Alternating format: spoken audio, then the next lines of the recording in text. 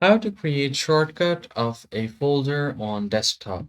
Today I'm going to show you guys how you can easily create any kind of shortcut on your desktop.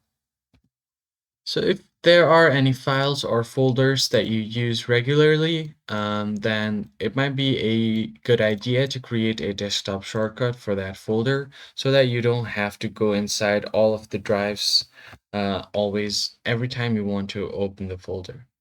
So go ahead and click on your File Explorer and go to this PC. Now select which drive has the folder that you want to create a shortcut of. Let me just head over to this drive right here.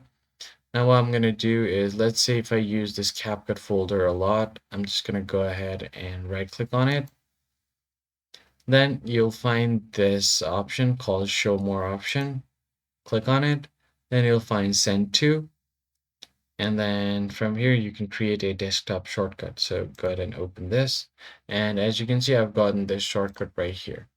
So I can easily access this folder from my desktop now. So that's pretty much it, guys. I hope this tutorial was helpful. I'll catch you guys on the next one.